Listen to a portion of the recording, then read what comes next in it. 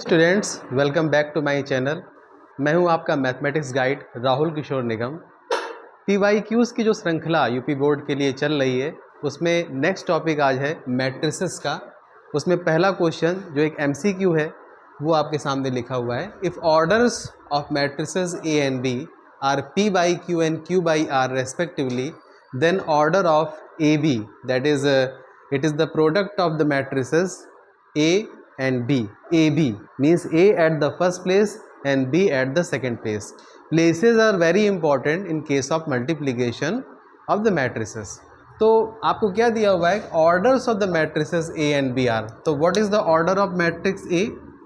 It is P by Q. And what is order of the matrix B?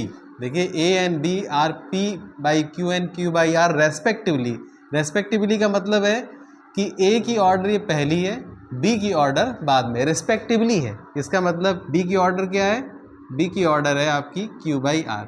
अब यहाँ पे here the concept of multiplication, the concept of product of the matrices is very important when two matrices are conformable for multiplication.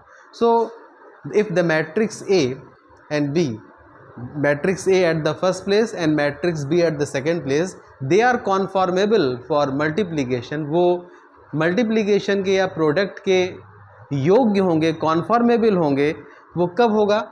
वो तब ये होगा जब A के number of columns और B की नंबर ऑफ रोज बराबर हो। ये बात ध्यान रखिए, it is very important concept of multiplication कि जो मैट्रिक्स पहले प्लेस पे लिखा है उसकी ऑर्डर में अगर देखें, देखिए ऑर्डर में जो फर्स्ट लिखा होता है सफिक्स वो आपका नंबर ऑफ रोज़ को रिप्रेजेंट करता है और सेकंड जो होता है वो नंबर ऑफ कॉलम्स को रिप्रेजेंट करता है। तो ए के नंबर ऑफ कॉलम्स और बी की नंबर ऑफ रोज़, देखिए दोनों क्यू हैं, तो इसका मतलब ये क्या होगा?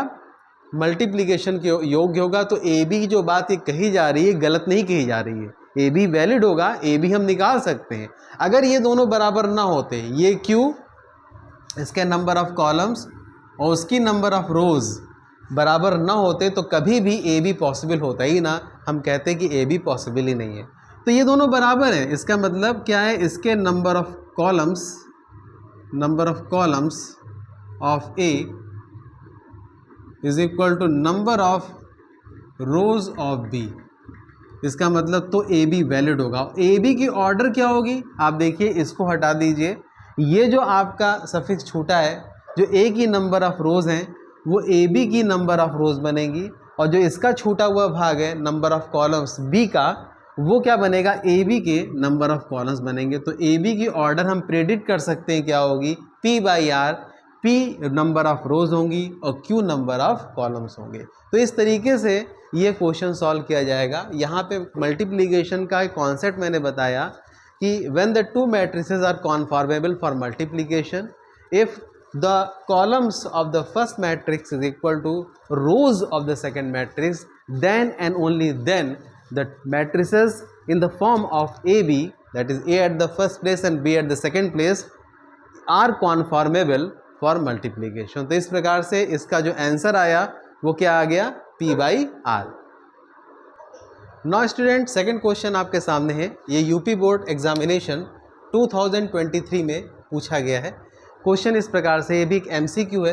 क्वेश्चन है कि ये आपको ये दो मैट्रिक्स दिए गए हैं वो इक्वल है। आप जानते हैं कि for equality of the matrices, order of the matrices as well as the corresponding elements of the matrices must be the same. तो कब मैट्रिक्स इक्वल होंगे? जब दोनों की ऑर्डर, तो ऑर्डर तो आपको दिख ही रही है, इसमें 2 रोज 2 कॉलम्स हैं, तो इसकी ऑर्डर क्या है? 2 बाई 2 की है। इसमें क्या है? 2 रोज और 2 कॉलम से, ये भी एक स्क्वायर मैट्रिक्स है और इसकी भी ऑर्डर 2 है। 2 बाई 2 ना कह के आप 2 भी कह सकते हो कि जब सेम है तो 2 बार लेने से नाम क्या फ़ायदा, सीधे सीधे कह दें ये भी सेकंड ऑर्डर का है, ये भी सेकंड ऑर्डर का स्क्वायर मैट्रिक्स है। और ये कह रहे हैं कि इस मैट्रिक्स इक्वेशन, ये क्या कहलाती है? Matrix equation. इसको हम क्या बोलते हैं? मैट्रिक्स इक्वेशन है। तो मैट्रिक्स इक्वेशन में आप ये कह रहे हैं इक्वालिटी का साइन लगा हुआ है, ऑर्डर तो सेम है ही है, और क्या होगा? चूँकि इक्वालिटी है, इक्वल खुद ही वो कह रहे हैं, इसका मतलब करेस्पॉन्डिंग एलिमेंट्स भी सेम होंगे। मतलब इसकी फर्स्ट रो फर्स्ट कॉलम का एलिमेंट, इसका क्या होता है? Place first row first column के इंटरसेक्शन में यहाँ पे क्या लिखा है? 2x माइनस वाई, और यहाँ पे इसके फर्स्ट और फर्स्ट कॉलम के इंटरसेक्शन में क्या लिखा, अगर मैं इसको b11 मानूँ, इस b11 का मतलब है 1 मतलब फर्स्ट रो एंड दूसरा 1 का मतलब फर्स्ट कॉलम, तो ये दोनों सेम होंगे। तो इसका मतलब है कि हम कह सकते हैं कि 2x minus y is equal to 1, इसको आप इक्वेशन नंबर 1 डालिए। और दूसरी इक्वेशन देखिए 2 अपनी जगह यहाँ पे भी 2 है, 3 की जगह 3 है, तो यहाँ पे इसकी जगह क्या है, x प्लस 2y की जगह 3 है, तो दूसरी इक्वेशन आपकी मिल गई x plus 2y is equal to 3। यह आपका सेकेंड इक्वेशन बन गया, x प्लस 2y बराबर 3 और 2x minus y is equal to 1। यह आपकी दो इक्वेशन बन गई हैं। अब इनको दोनों को हम सॉल्व करते हैं, सॉल्व कैसे किया जाएगा वो हम देखते हैं। तो इसको सॉल्व करने का तरीका ये है कि आप इसमें एलिमिनेशन मेथड लगाइए। तो एलिमिनेशन मेथड क्या लगेगा, इसमें आप 2 का मल्टीप्लाई करिए दोनों तरफ, इसको 2 का मल्टीप्लाई करें तो क्या आ जाएगा 4x minus 2y is equal to 2, और नीचे वाले को ऐसे लिखिए x plus 2y is equal to 3। आप इसको ऐड करिए तो प्लस माइनस 2y कट जाएंगे, 4x प्लस x 5x आ जाएगा और 2 प्लस 3 5 होगा, तो x is equal to 5/5 that is 1। तो x की वैल्यू 1 आ गई, x की वैल्यू 1 आप किसी भी इक्वेशन में पुट कर दें। मैं सेकेंड इक्वेशन में पुट करता हूँ, तो सेकेंड इक्वेशन है x plus 2y is equal to 3, x की वैल्यू 1 रखिए, तो 1 plus 2y is equal to 3, इससे आया 2y is equal to 3 minus 1 that is 2, 1 उधर ट्रांसफ़र हुआ, तो y की वैल्यू आ गई 2/2 दैट इज़ 1। तो इस तरीके से आपने पाया कि x इज इक्वल टू 1 और y इज इक्वल टू 1 है, यानी कि ऑप्शन नंबर इसका ए करेक्ट है, x is equal to 1 y is equal to 1। इस क्वेश्चन का मतलब क्या है, इसका मतलब ये है कि अगर x इज इक्वल टू 1 और y इज इक्वल टू 1 हम यहाँ पुट कर दें, तो ये जो आपके प्लेस हैं, प्लेस वैल्यूज़ है a11 और b11 देखिए सेम हो जाएंगी। आप इस तरह से आंसर को भी चेक कर सकते हैं कि क्या हमारा आंसर राइट है। तो आप देखिए यहाँ पे 1 रखिए x की जगह, तो 2 इंटू 1, और y की जगह 1 रखिए, 2 इंटू 1 मतलब 2 माइनस 1 देखिए 1 आ रहा है। यहाँ पे देखिए x और y को 1 रखिए, तो 1 प्लस 2 इंटू 1 यानी कि 1 प्लस 2 3 आ रहा है। इसका मतलब हमारा आंसर 100% राइट है। आप बगल वाले बच्चे से ना पूछिए कि भैया क्या आया, आप खुद ही इसको चेक कर सकते हैं, x इज इक्वल टू 1 और y इज इक्वल टू 1। तो इस तरीके से ये दूसरा क्वेश्चन आज का हुआ। स्टूडेंट, ये तीसरा MCQ जो यूपी बोर्ड एग्जामिनेशन 2014 में पूछा गया है वो ये है कि इफ़ ये एक मैट्रिक्स दिया है, इसकी ऑर्डर आप देख ही रहे हैं, ऑर्डर क्या है, it has 2 rows and 1 column, it is the column matrix 2/1, और ये इस मैट्रिक्स के बराबर है जो मल्टीप्लिकेशन ऑफ 2 मैट्रिसेस है। इसका मतलब मल्टीप्लिकेशन जरूर पॉसिबल होगा। आप गौर से देखिए तो इसमें 2 रोज 2 कॉलम्स हैं, it is the square matrix of order 2/2, और ये कॉलम मैट्रिक्स इसमें 2 रोज है 1 कॉलम है, तो 2/1 का एक कॉलम मैट्रिक्स है। अब आप देखिए इसका मल्टीप्लिकेशन पॉसिबल होगा कि ये इसके नंबर ऑफ कॉलम्स और इसकी नंबर ऑफ रोज सेम है, तो 2/1 का रिजल्टिंग ये आ रहा है।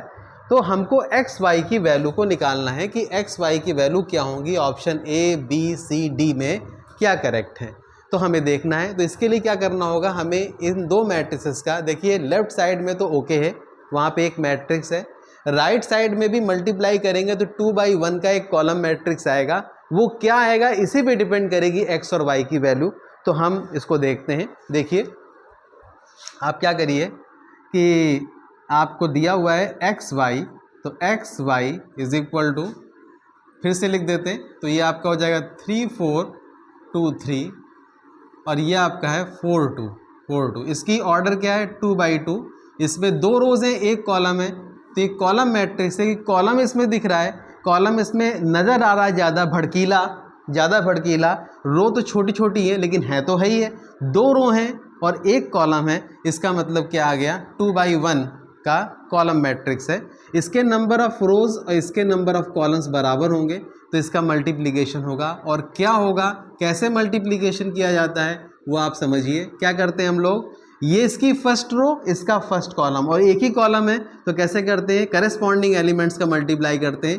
3 × 4, देखिए मल्टीप्लिकेशन वाले क्वेश्चन हमेशा आते हैं, मल्टीप्लिकेशन में ही गलती होती है। कैसे करेंगे, फर्स्ट रो का फर्स्ट कॉलम से, फिर फर्स्ट रो का अगर सेकंड कॉलम होता है तो सेकंड कॉलम से, फिर थर्ड कॉलम से, इस तरीके से करते हैं। तो यहाँ पे 3 × 4 करेस्पॉन्डिंग एलिमेंट का 3 × 4 और प्लस का साइन, फिर 4 × 2 4 × 2। फिर अब इसका काम खत्म हो गया, सेकंड कॉलम तो है नहीं, काम खत्म हो गया। अब सेकंड रो को पकड़िए, सेकंड रो फर्स्ट कॉलम, तो 2 into four plus 3 into two, ऐसे करिए। क्या आएगा देखिए, ये आएगा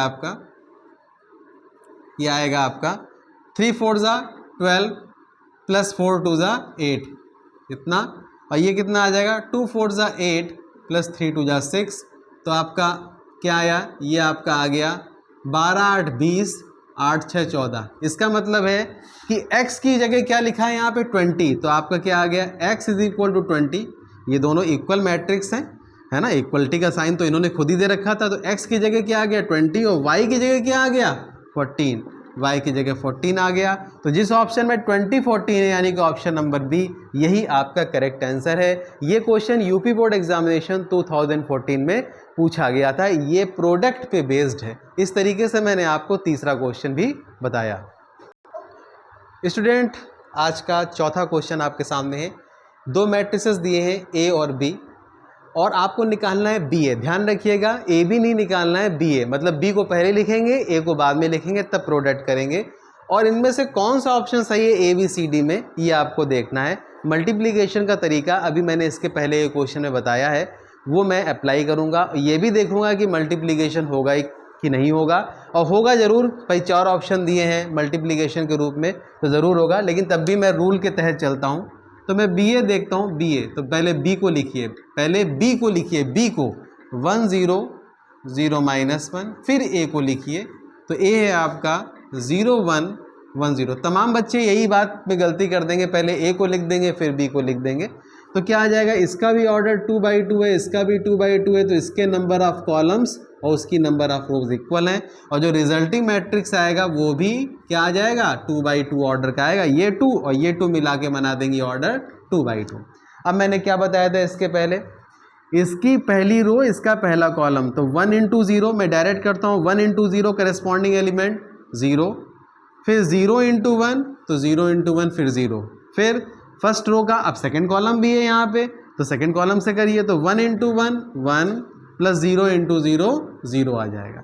फिर क्या आएगा, सेकेंड रो को पकड़िए, सेकेंड रो फर्स्ट कॉलम, तो 0 इंटू 0 0, और -1 इंटू 1 -1, प्लस होता है लेकिन माइनस लगा है तो माइनस हो जाएगा। फिर सेकेंड रो का सेकेंड कॉलम से, तो 0 इंटू 1 0, और -1 इंटू 0 -0। तो इस तरीके से आपका क्या आया, ये आपका रिजल्टिंग मैट्रिक्स आया 0 + 0 0, 1 + 0 1, 0 - 1 -1 और 0 - 0 0। ये कौन सा ऑप्शन है, आप देखिए गौर से, तो डी ऑप्शन करेक्ट है, 0 1 -1 0, तो इसका मतलब डी ऑप्शन आपका करेक्ट माना जाएगा। तो प्रोडक्ट के क्वेश्चन काफ़ी पूछे जाते हैं, किस तरीके से मैंने किया, आपको ये बात पहले ध्यान देनी चाहिए कि पहले ये देखना चाहिए कि दो मैट्रिसेस का मल्टीप्लिकेशन पॉसिबल है कि नहीं है। तो उसके लिए ये रूल होता है कि जो पहले प्लेस पे मैट्रिक्स लिखा जाए उसके नंबर ऑफ कॉलम्स, और दूसरे प्लेस पे जो मैट्रिक्स लिखा जाए उसकी नंबर ऑफ रोज अगर बराबर हैं, तो then the two matrices are conformable for multiplication written in this way. और उसके बाद हम लोग मल्टीप्लाई कर देते हैं, रो को उठाते हैं, पहली रो को उठाते हैं, सब कॉलम से कर देते हैं, फिर दूसरी रो को उठाते हैं, सारे कॉलम से कर देते हैं, बीच में करस्पॉन्डिंग एलिमेंट्स के बीच में प्लस का साइन जरूर लगेगा। इस तरीके से हम लोग इसमें काम करते हैं। तो इस प्रकार से इसका आंसर डी आपका करेक्ट हुआ। स्टूडेंट्स, अब आज का लास्ट क्वेश्चन बहुत अच्छा क्वेश्चन है। ये क्वेश्चन यूपी बोर्ड 2023 और 24 में पूछा गया है। If A is a square matrix such that A square is equal to A, मतलब square of the matrix A is equal to A itself, मतलब ए के ही बराबर है, then I plus A whole cube minus 7a, इस की value, इसका मतलब इसका क्या होगा, वैल्यू तो मैं नहीं कहूँगा, ये जो मैट्रिक्स है ये किस मैट्रिक्स के इक्वल होगा, मतलब ए आई माइनस ए आई और 3a, ये किसके इक्वल होगा, वैल्यू नहीं है, ये आपका मैट्रिक्स की इक्वालिटी है। मैट्रिक्स की कोई वैल्यू नहीं होती, वैल्यू तो डिटर्मिनेंट की होती है। तो आप इसमें इसको देखिए, तो मैं इस आइडेंटिटी को खोलता हूँ, I plus A whole cube minus 7a।